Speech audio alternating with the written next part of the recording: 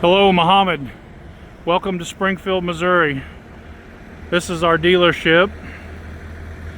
I wanted to get you a walk around on the truck before we loaded it tomorrow so you could see everything and show you some of the ins and outs of it. There it is. Lights look great, super bright LEDs.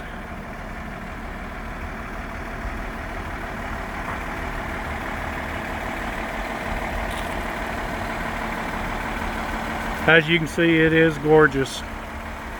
I'll show you the ins and outs and what you driving, some of the tricks and everything as we go. Let me shut it off so I can hear myself think. As you can see, this is the buck stop bumper that Spencer had sent us. Pretty simple to undo. It's just got basically hood straps on both sides. You undo, unlatch them,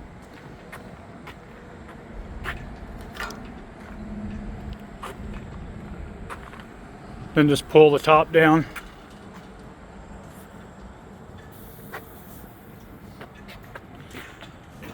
Then there's what the bumper looks with the top part of it down. Then undoing the hood. This fender flare right here we will have to remove because the truck is 3/4 of an inch over width to haul. So don't be scared if when you see it at the port on Tuesday this fender is missing. We've got to take it off to get it loaded. The hood latch right here. So we just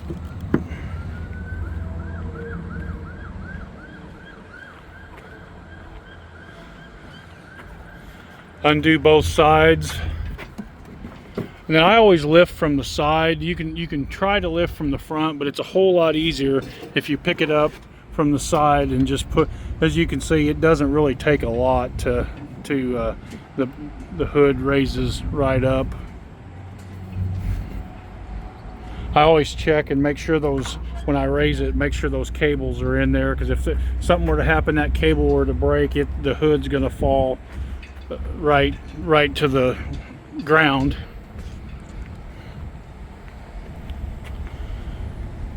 This is the driver's side of the truck. This is the stuff you'll need to know what is.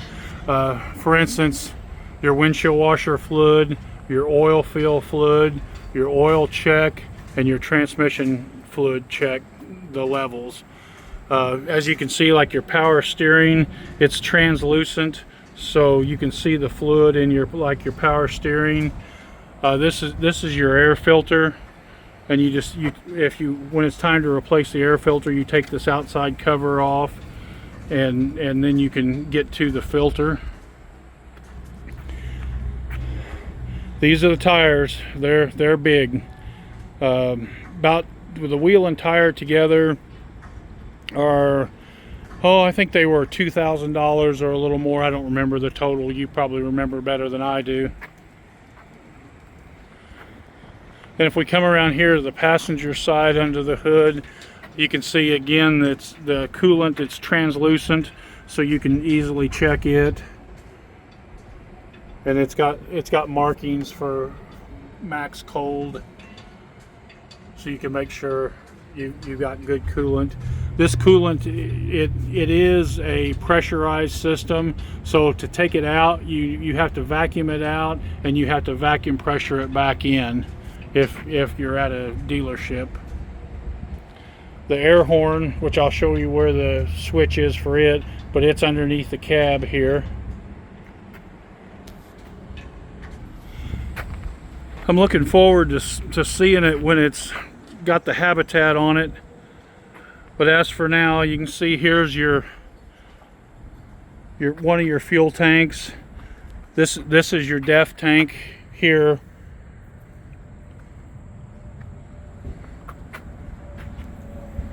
Battery box with air tanks underneath.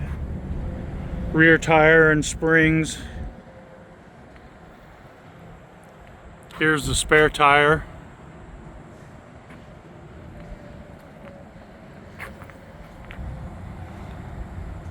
in the back. Of course, we've got the trike and the tools all loaded up. I haven't strapped down the trike yet, but obviously we will before it leaves out.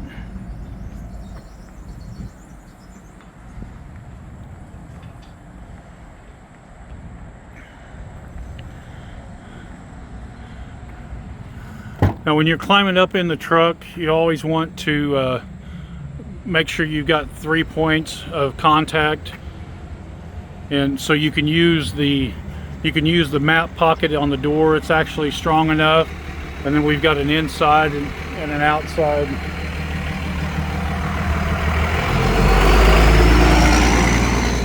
We got an inside and an outside handle you can grab on as well, and then 2 steps. It's probably, I don't know, it's probably about 18 inches tall, I'm guessing, to that first step. So, I mean, it is a big truck. You can see here, this is the battery shut off. So if you're going to let the truck set for more than a couple of days, I always recommend shutting that off to kill all the power.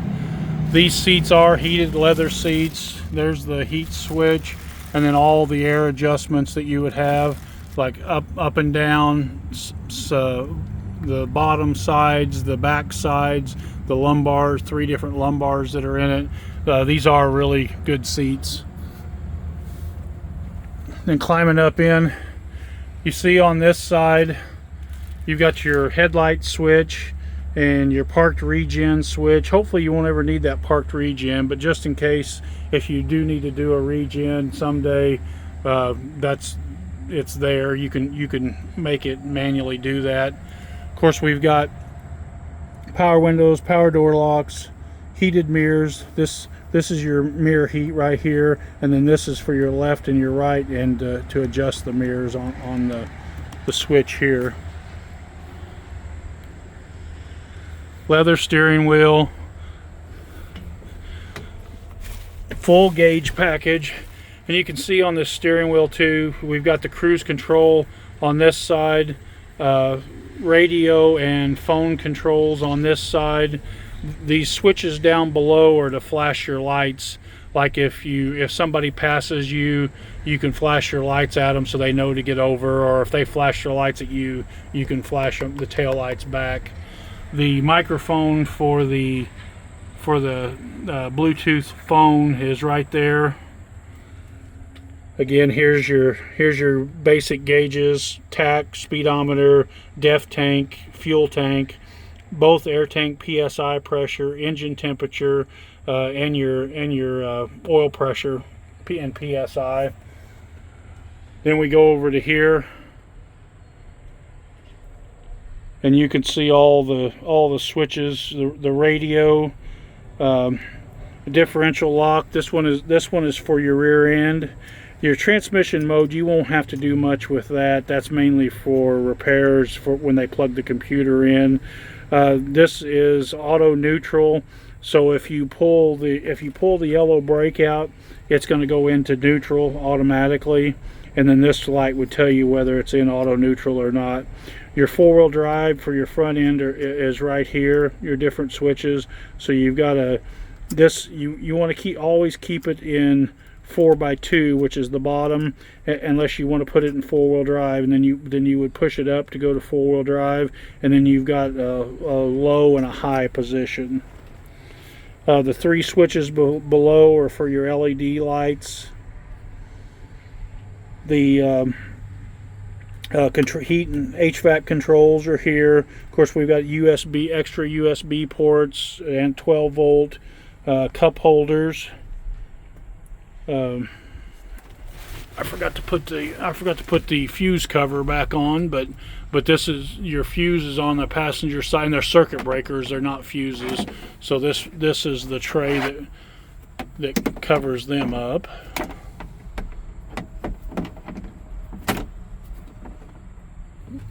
I'll put that on here in a second. You can see you've got overhead storage.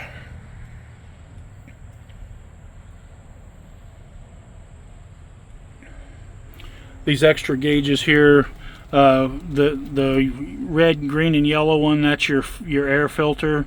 So As it gets up closer to the red mark, you need to replace it. That tells you need to replace it. Your brake applied pressure. So if you when you push on the brake,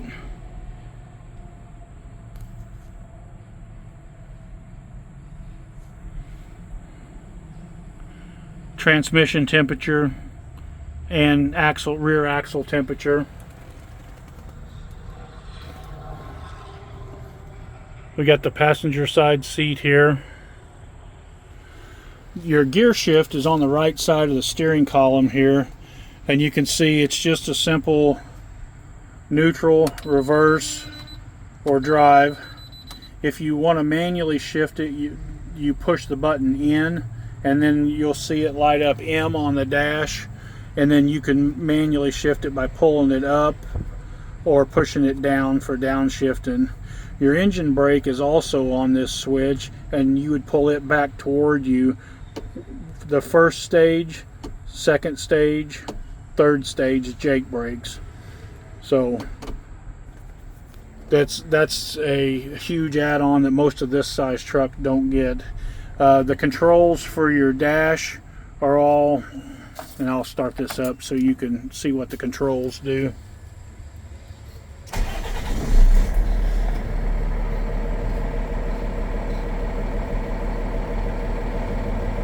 See, everything cycles through on the gauges.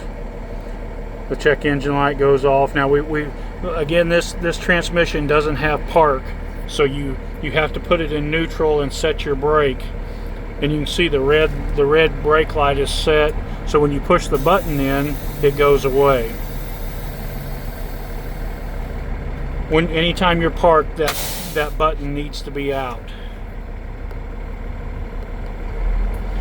When you're idling, if you notice now it says engine throttle, you need to bump it up just a little bit.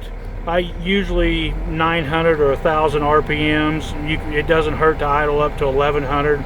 That'll help with the after treatment stuff. So you can see here I've got it bumped up to 1100. The switch on the side here, if you push it up and to the left, then it pulls your overhead up, and you can see we've got trip, we've got gauges, we've got alerts. If you had a check engine light come on, it would tell you where it is. So whether it's vehicle, engine, ABS, transmission, you can go to all that. Then if you want to change your setup, your display, your gauge view, if you know, all of this is controlled from the switch on the right side of the steering wheel.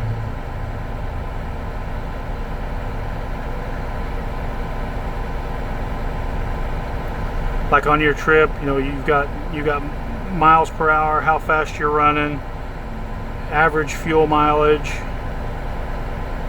how many hours it's got on it. So when you put it in gear, again, you just turn,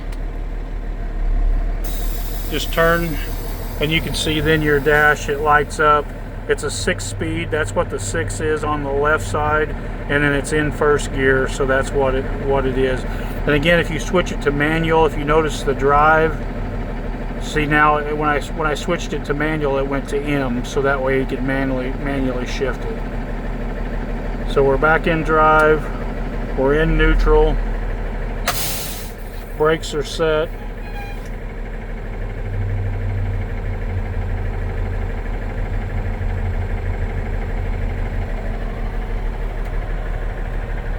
I'm excited for you to actually see it and get to drive it. Let me know if you have any questions or anything anytime. Thanks a lot. I sure appreciate it.